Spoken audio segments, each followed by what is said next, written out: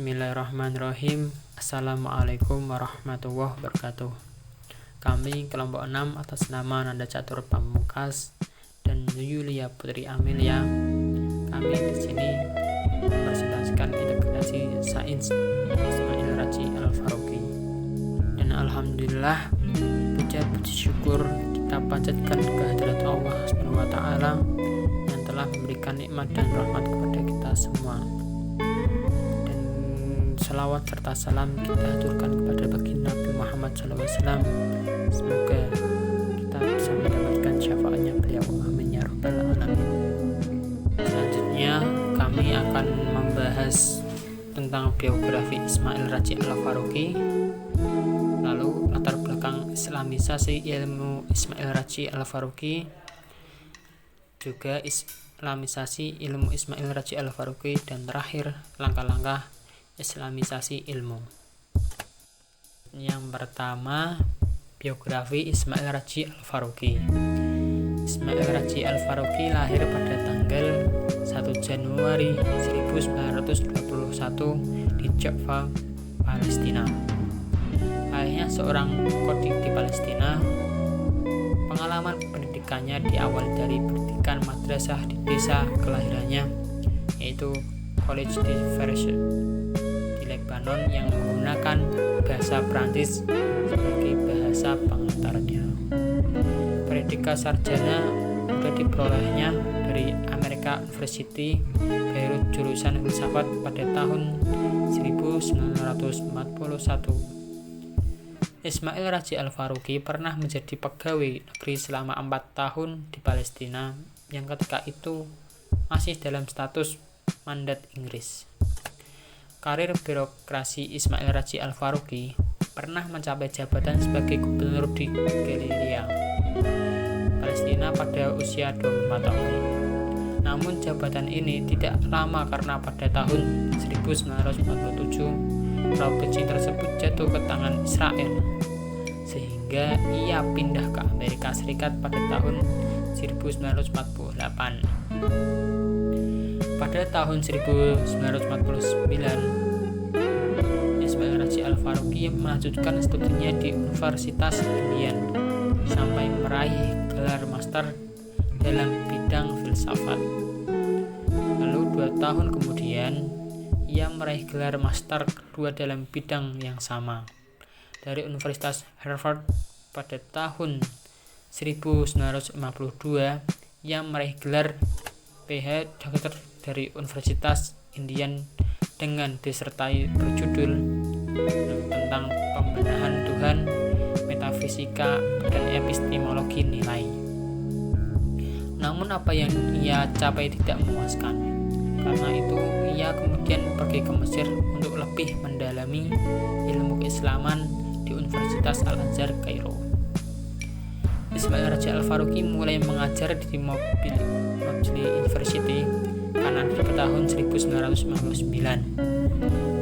Lalu pada tahun 1961 sampai 1963 ia pindah ke Karachi, Pakistan untuk ikut bagian dalam kegiatan Central Institute for Islamic Research dan jurnalnya Islamic Studies.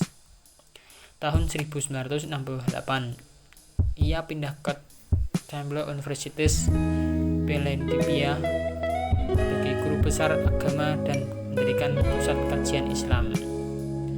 Sekarang hidup Ismail Raji Al-Faruqi berakhir tragis setelah ia dan istrinya membunuh gelap di rumahnya di Bali. Lalu yang kedua, latar belakang islamisasi ilmu Ismail Raji Al-Faruqi. Alasan yang melatar belakangi pemikiran Ismail ilmu Faruqi adalah bahwa umat Islam saat itu berada dalam keadaan yang lemah dan telah menjadikan Islam berada pada zaman kemunduran dan menempatkan umat Islam berada di anak tangga bangsa-bangsa terbawah. Ada beberapa hal yang melatarkan belakangi pemikiran Al-Faruqi mengenai islamisasi ilmu, yaitu yang pertama, Malaisme atau krisis pemikiran yang melanda negara-negara muslim. Krisis tersebut pada permasalah epistemologis hingga pengaruh pada persoalan nilai ilmu pengetahuan yang dihasilkan masyarakat modern. Yang kedua, pendidikan yang diperoleh Al-Faruqi adalah perpaduan dari pendidikan Ismail dan pendidikan Barat dengan berbekal pendidikan Islam. Dalam mengungkapkan idenya, Al-Faruqi menggunakan pendekatan teologis. Segala bentuk nilai yang mendasari peradaban itu harus ditambah dengan tata nilai baru yang selasih dengan hidup umat Islam sendiri, yaitu pandangan hidup yang bersumber dari Al-Quran dan Sunnah. Al-Faruqi melihat hanya dengan cara seperti ini misi tauhid yang telah hilang akan dapat kembali ke dalam misi membantu umat. Dan dengan bekal pendidikan Barat, tidaklah salah kalau Al-Faruqi menerima ilmu-ilmu yang bersumber dari Barat. Lalu yang ketiga, romantisme Al-Faruqi terhadap masa kejayaan Islam. Karena pemikirannya tidak terlepas dari rentetan sejarah dan pergulatan umat Islam pada masa lalu, Al-Faruqi tampaknya melihat bahwa untuk membangun umat tidak dapat dimulai dari titik nol dengan menolak segala bentuk hasil peradaban yang sudah ada. Pembentukan umat malahan harus dilakukan sebagai langkah lanjutan dari hasil peradaban yang sudah ada dan sedang berjalan. Apa yang dikemukakan oleh para pendahulunya, ia coba mengembangkannya. Kalau diperhatikan di zaman Rasulullah SAW dan sahabat sangat menghargai dan mencintai ilmu pengetahuan dan mewujudkan pendidikan yang integral dalam tradisi intelektual Islam. Pendidikan selalu identik dengan upaya dakwah. Bahkan di salah hadisnya Rasulullah SAW bersabda, "Tuntutlah ilmu walau ke negeri Cina." Dari ketiga latar belakang tersebut, Al-Faruqi tergolong sebagai revivalis. Kaum revivalis Muslim menyatakan bahwa kebangkitan kembali Islam yang tidak hanya bermuasal dari reaksi terhadap Barat, tetapi lebih merupakan proses pembangunan tajdidi yang selalu berjalan dan berubah, islah, sesuai dengan tradisi yang berlanjut terus dalam sejarah Islam itu sendiri. Lalu Islamisasi ilmu menurut Ismail Raji Al-Faruqi. Secara umum, istilah Islamisasi adalah membawa sesuatu ke dalam Islam. Lalu istilah Islamisasi merupakan gambaran universal sebagai langkah atau sesuatu usaha untuk memahamkan sesuatu dengan karangan Islam. Gagasan Islamisasi ilmu pengetahuan pada hakikatnya muncul sebagai respon atas dikotomi antar ilmu agama dan sains yang dimasukkan Barat sekular dan budaya masyarakat modern ke dunia Islam. Konsep pendidikan Ismail Raji Al-Faruqi. Ilmu pengetahuan Ismail Raji Al-Faruqi adalah menuangkan kembali ilmu pengetahuan sebagaimana dikehendaki oleh Islam, yaitu memberikan definisi baru, mengatur data, mengevaluasi kembali kesimpulan, dan memproyeksikan kembali tujuan-tujuannya. Lalu pemikiran menurut Ismail Raji Al-Faruqi tentang pendidikan. Menurut Ismail Raji Al-Faruqi, sebagai efek dari Malaisme yang dihadapi umat Islam sebagai bahasa anak tangga terbawah, sebagai prasyarat untuk menghilangkan dualisme tersebut dan sekaligus mencari jalan keluar dari Malaisme, maka pengetahuan harus diislimasikan atau diadakan asimilasi pengetahuan agar serasi dengan ajaran tauhid dan ajaran Islam. Tauhid menurut Ismail Raji Al-Faruqi dianggap sebagai esensi pengalaman oleh karena tauhid menurut keyakinan Ismail Raji Al-Faruqi berusaha menjadikan tauhid sebagai pengiring atas upaya praktis dalam proses Islamisasi ilmu pengetahuan. Ia juga berusaha menerjemahkan nilai-nilai Qur'ani yang selalu relevan dengan kebutuhan dan perkembangan zaman. Selanjutnya, menurut Ismail Raji Al-Faruqi itu dalam persoalan yang cukup berkelindan hanya bisa menyelesaikan bila sistem pendidikan Islam kembali pada roh nilai-nilai ilahiyah sebagai sistem moral dan sistem kepribadian pendidikan Islam yang mengacu pada nilai tauhid. Selama hidupnya, Ismail Raji Al-Faruqi adalah sosok yang produktif. Lebih dari 20 buku dalam berbagai bahasa telah ditulisnya. Tidak kurang dari 100 artikel telah dipublikasikan. Seluruh tulisannya pada dasarnya adalah gagasan-gagasan cerah dan jalannya untuk memperjuangkan proyek integrasi ilmu yang dikemas dalam bingkai besar Islamisasi ilmu pengetahuan, yakni beberapa karyanya adalah sebagai berikut. Tauhid dipahami sebagai pandangan umum tentang realitas, kebenaran, dunia, ruang, dan waktu, sejarah manusia. Tauhid menurut prinsip dasar Ismail Raji Al-Faruqi. A. Dualitas, maksudnya realitas terdiri dari dua jenis yang umum, yaitu Tuhan dan bukan Tuhan, khalik dan makhluk. Jenis pertama mempunyai satu anggota, yakni Allah. Hanya Dialah Tuhan yang kekal, Maha Pencipta dan transenden. Jenis kedua, tatanan ruang waktu, pengalaman dan penciptaan. Tercakup makhluk, dunia, benda-benda, tanaman dan hewan, manusia, jin dan malaikat. Kedua jenis realitas yang disebut khalik dan makhluk tidak sama sekali dan mutlak berbeda sepanjang dalam wujud dan ontologinya maupun dalam eksistensi dan karir mereka.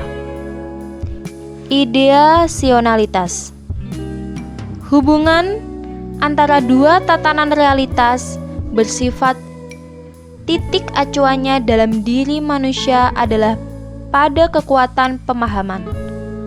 Pemahaman digunakan untuk memahami kehendak Tuhan melalui pengamatan dan atas dasar penciptaan kehendak sang penguasa yang harus diaktualisasikan dalam ruang dan waktu, berpartisipasi dalam aktivitas dunia serta menciptakan perubahan yang dikehendaki. Sebagai prinsip pengetahuan, tauhid adalah pengakuan bahwa Allah itu ada dan esa. Yang C, teleologi. Maksudnya dunia tidak diciptakan sebagai kebetulan. Dunia diciptakan dalam kondisi sempurna. Dunia merupakan kosmos ciptaan yang teratur, bukan kekacauan. Allah adalah tujuan terakhir alam semesta. Berarti bahwa manusia mempunyai kesanggupan untuk berbuat, bahwa alam semesta dapat ditundukkan atau dapat menerima manusia. Manusia terdapat fungsi fisik dan spiritual. Fungsi fisik dan manusia bersatu dengan alam, sehingga mereka mematuhi hukum-hukum yang mengikat mereka dengan keharusan yang sama seperti makhluk lainnya. Fungsi spiritual yaitu pemahaman dan perbuatan moral berada di luar bidang alam yang sudah ditentukan. Kemampuan manusia dan pengolahan alam. Maksud dari situ, karena segala diciptakan untuk satu tujuan, maka realisasi tujuan harus terjadi dalam ruang dan waktu. Manusia mampu mengubah dirinya, masyarakatnya, dan alam lingkungannya, mengaktualisasikan perintah ilahiyah dalam dirinya maupun dalam mereka. Bahwa manusia mempunyai kesanggupan untuk berbuat dan mempunyai kemerdekaan untuk tidak berbuat. tanggung jawab dan penilaian. Maksudnya, manusia berkewajiban mengubah dirinya, masyarakatnya, dan lingkungannya agar selaras dengan pola Tuhan dan mampu berbuat demikian. Dan jika seluruh objek tindakannya dapat dibentuk dan dapat menerima tindakannya, serta mewujudkan maksudnya, maka dia bertanggung jawab. Menaati Tuhan adalah mewujudkan perintahnya dan polanya untuk mencapai falah, sedangkan tidak mentaatinya berarti mendatangkan hukuman, penderitaan, kesengsaraan, dan kegagalan. Al-Faruqi meletakkan pondasi epistemologi pada prinsip tauhid. Untuk merubah paradigma sekularisme di dunia Islam, Al-Faruqi meletakkan prinsip tauhid sebagai kerangka pemikiran, metodologi, dan cara hidup Islam. Prinsip-prinsip tauhid itu terdiri dari 5 macam kesatuan, yaitu A. Keesaan atau kesatuan Tuhan. Implikasinya dalam kaitannya dengan ilmu pengetahuan, bahwa sebuah pengetahuan bukan untuk menerangkan dan memahami realitas, melihatnya sebagai bagian yang integral dari eksistensi Tuhan. Karena itu, Islamisasi ilmu mengarahkan pengetahuan pada kondisi analisa dan sintesa tentang hubungan realitas yang dikaji dengan hukum Tuhan. Yang B. Kesatuan ciptaan, bahwa semesta ini, baik yang material, psikis, spasial, atau ruang, biologis maupun etnis, adalah kesatuan yang integral. Dalam kaitannya dengan Islamisasi ilmu, maka setiap penelitian dan usaha pengembangan keilmuan harus diarahkan sebagai refleksi dari keimanan dan realisasi ibadah kepadanya. Berbeda dengan prinsip keilmuan Barat, di mana sejak abad 15 mereka sudah tidak lagi berterima kasih kepada Tuhan, melainkan hanya pada dirinya sendiri dan untuk kepentingan diri sendiri. Mereka memisahkan pengetahuan dari prinsip teologis dan agama. Yang C. Kesatuan kebenaran dan pengetahuan. Kebenaran bersumber pada realitas dan realitas bersumber dari satu, yaitu Tuhan. Maka, apa yang disampaikan lewat wahyu tidak bertentangan dengan realitas yang ada, karena keduanya diciptakan oleh Tuhan. Faruqi merumuskan kesatuan kebenaran ini sebagai berikut. Yang pertama, bahwa berdasarkan wahyu kita tidak boleh membuat klaim yang paradoksal dengan realitas. Yang B, bahwa dengan tidak adanya kontradiksi antara nalar dan wahyu berarti tidak ada satupun kontradiksi antara realitas dan wahyu tidak terpecahkan. Yang C, bahwa pengamatan dan penyelidikan terhadap semesta dengan bagian-bagiannya tidak akan pernah berakhir karena pola-pola Tuhan tidak terhingga. Bagian tauhid prinsipnya untuk paradigma sekularisme di dunia Islam, Al-Faruqi. Yang D, kesatuan hidup yang meliputi amanah, khalifah, dan kafah atau komprehensif. Itu menurut Al-Faruqi kehendak Tuhan terdiri atas 2 macam, yaitu yang pertama berupa hukum alam dengan segala regularitasnya yang memungkinkan diteliti dan diamati atau materi. Yang kedua berupa hukum moral yang harus dipatuhi agama. Yang E, kesatuan manusia yang universal mencakup seluruh umat manusia tanpa terkecuali. Maka pengembangan sains harus berdasarkan pada kemaslahatan manusia secara universal. Tata sosial Islam menurut Al-Faruqi adalah universal, mencakup seluruh umat manusia tanpa terkecuali. Kelompok Muslim tidak disebut bangsa, suku, atau kaum, melainkan umat. Pengertian umat bersifat translokal dan tidak ditentukan oleh pertimbangan geografis, ekologis, etnis, warna kulit, kultur, dan lainnya, tetapi hanya dilihat dari sisi takwanya. Kaitannya dengan islamisasi ilmu, konsep ini mengajarkan bahwa setiap pengembangan ilmu harus berdasar dan bertujuan untuk kepentingan kemanusiaan, bukan hanya kepentingan golongan ras dan etnis tertentu. Tujuan dan langkah kerja islamisasi. Secara umum, islamisasi ilmu Al-Faruqi dimaksudkan sebagai respon positif terhadap realitas pengetahuan modern yang sekularistik di satu sisi dan Islam yang terlalu religius di sisi yang lain, dalam model pengetahuan baru yang utuh dan integral tanpa pemisahan di antara keduanya. Secara rinci, tujuan yang dimaksud adalah: yang pertama, penguasaan disiplin ilmu modern. Yang kedua, penguasaan khazanah warisan Islam.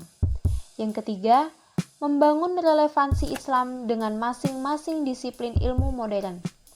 Yang keempat, memadukan nilai-nilai dan khazanah warisan Islam secara kreatif dengan ilmu-ilmu modern.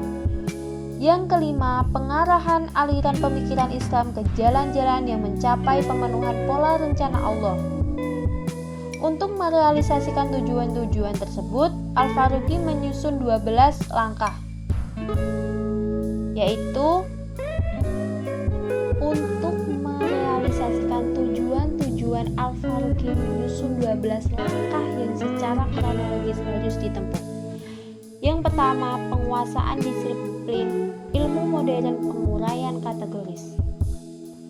Disiplin-disiplin ilmu dalam tingkat kemajuan sekarang di barat harus dipecah-pecah.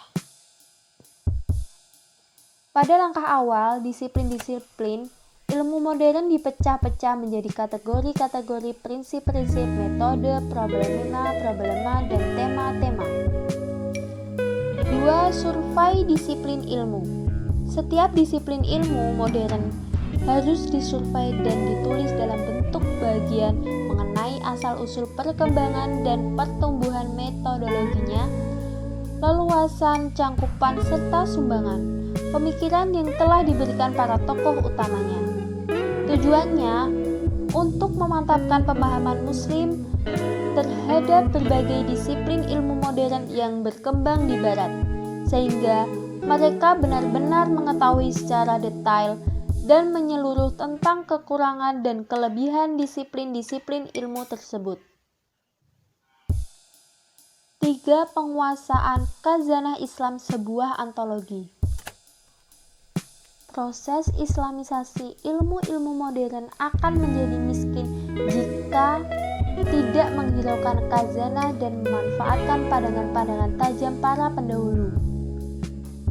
Ilmuwan Muslim yang terdidik dalam dunia pendidikan Barat seringkali gagal karena ketidaksanggupannya memahami khazanah ilmiah Islam.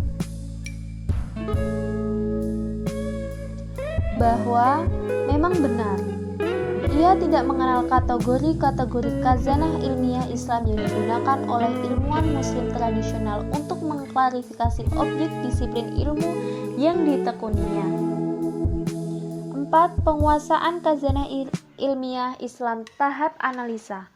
Untuk dapat mendekatkan karya-karya hasil khazanah ilmiah Islam dengan para ilmuwan Muslim yang terdidik dalam cara Barat, kita perlu melakukan sesuatu yang lebih besar dari sekedar menyajikan berhalaman-halaman bahan-bahan dalam bentuk antologi. Analisa sejarah sumbangan khazanah ilmiah Islam tidak dapat diragukan lagi, akan memperjelas berbagai wilayah wawasan Islam sendiri. 5. Penentuan relevansi Islam yang khas. Terdapat disiplin-disiplin ilmu, langkah yang terdahulu menghadapkan para pemikir Islam pada suatu masalah. Dalam hal ini, hakikat disiplin ilmu modern beserta metode-metode dasar, prinsip, problema, tujuan, dan harapan, hasil-hasil capaian dan keterbatasan-keterbatasannya semua harus dikaitkan kepada khazanah Islam. Begitu pula relevansi-relevansi khazanah Islam yang spesifik pada masing-masing ilmu harus diturunkan secara logis dari sumbangan umum mereka. Penilaian 6 Penilaian kritis terhadap disiplin keilmuan modern tingkat perkembangannya di masa kini. Setelah disiplin ilmu modern maupun khazanah Islam, setelah dijelaskan metodologi, prinsip, tema, problema, dan hasil yang dicapai, mereka telah diidentifikasi, disurvei, dan dianalisa. Setelah relevansi Islam terhadap masing-masing disiplin telah diperjelas dan ditegaskan, tibalah saat untuk melakukan analisa kritis terhadap masing-masing disiplin dilihat dari sudut pandang Islam. Suatu langkah utama dalam proses Islamisasi, semua langkah sebelum itu adalah langkah pendahuluan sebagai sesuatu persiapan. Selanjutnya, permasalahan pokok dan tema-tema abadi masing-masing disiplin harus dianalisa untuk mendapatkan pengandaian-pengandaian yang diambil beserta hubungan dengan wawasan inti daripada disiplin ilmu yang bersangkutan. Penilaian kritis terhadap khazanah Islam tingkat perkembangannya dewasa ini. Yang dimaksud dengan khazanah Islam pertama-tama adalah Al-Quran Suci, firman Allah, dan sunnah Rasulullah Muhammad Sallallahu Alaihi Wasallam. Relevansi pemahaman manusiawi tentang wahyu ilahi terhadap aspek persoalan manusia harus dikritik dari 3 sudut peninjauan. A. Wawasan Islam sejauh yang dapat ditarik langsung dari sumber-sumber wahyu beserta bentuk konkretnya dalam sejarah kehidupan Rasulullah, para sahabat, dan keturunannya. B. Kebutuhan krusial umat Islam dunia masa kini. C. Semua pengetahuan modern yang diawali oleh disiplin ilmu tersebut. 8. Survei permasalahan yang dihadapi umat Islam. Umat Islam sekarang dihadapkan pada setumpuk permasalahan di semua bidang kehidupan. Masalah ekonomi, sosial, dan politik yang dihadapi sekarang sebenarnya tak lebih dari puncak gunung es daripada kelesuan moral lain dan intelektual yang terpendam. 9. Survei permasalahan yang dihadapi manusia. Bagian wawasan Islam bahwa tanggung jawab bukan terbatas pada kesejahteraan umat Islam, tetapi juga menyangkut kesejahteraan seluruh umat manusia di dunia dengan segala heterogenitasnya, bahkan mencakup seluruh alam semesta. Umat Islam memang terbelakang dibanding bangsa lain, tetapi dari sisi ideologis mereka adalah umat yang paling potensial dalam upaya proses integralitas antara kesejahteraan religius, etika, dan material secara sekaligus. Sebagai pewaris khazanah Islam, umat Islam dewasa satu-satunya pembicara yang pantas untuk umat manusia di muka bumi ini yang kehilangan tujuan di antara kaum kolonialis, imperialis, dan kaum revolusioner yang berusaha melakukan penindasan, alkohol dan obat bius, pelacuran dan pemerosotan, etika keluarga, buta huruf dan kemalasan, pengerusakan alam, dan ancaman akan kesinambungan ekologis bumi telah merajalela tanpa ada yang dapat menghentikannya. Analisa yang ke-10, analisa kreatif dan sintesa. Sintesa kreatif yang akurat harus dibuat di antara ilmu-ilmu Islam tradisional dan disiplin ilmu-ilmu modern untuk dapat mendobrak stagnasi intelektual selama beberapa abad. Khazanah ilmu-ilmu Islam harus terkait dengan hasil-hasil ilmu modern dan harus memulai menggerakkan barisan depan pengetahuan sampai cakrawala lebih jauh dari apa yang bisa diprediksi oleh ilmu modern. Sintesa kreatif harus mampu memberikan solusi tuntas bagi permasalahan dunia. Permasalahan yang muncul dari harapan Islam. 11. Penuangan kembali disiplin ilmu modern ke dalam kerangka Islam, buku-buku pelajaran tingkat universitas. Pada dasarnya, Para pemikir Islam tidak akan tiba pada suatu penyelesaian yang sama atau memilih pilihan yang sama dalam hal menentukan relevansi Islam terhadap eksistensi umat Islam di masa kini dan masa mendatang. Berdasarkan wawasan-wawasan tersebut tentang makna Islam serta pilihan-pilihan kreatif bagi realisasi makna tersebut, maka dituliskan buku-buku untuk perguruan tinggi dalam semua bidang ilmu. Ini yang dinamakan puncak dari gerakan Islamisasi pengetahuan. 12. Penyebaran ilmu-ilmu yang telah diislamkan adalah suatu kesia-siaan apabila hasil karya para ilmuwan muslim di atas disimpan sebagai koleksi pribadi mereka masing-masing. Sangat disayangkan apabila karya-karya tersebut hanya diketahui terbatas oleh segelintir kawan-kawan penulis atau hanya digunakan oleh lembaga pendidikan lingkungan atau negeri mereka sendiri. Sebab karya-karya yang berharga tersebut tidak akan berarti jika hanya dinikmati oleh orang-orang tersebut atau dalam kalangan terbatas untuk orang tertentu. Karya yang dibuat berdasarkan lillahi ta'ala adalah menjadi milik seluruh umat Islam.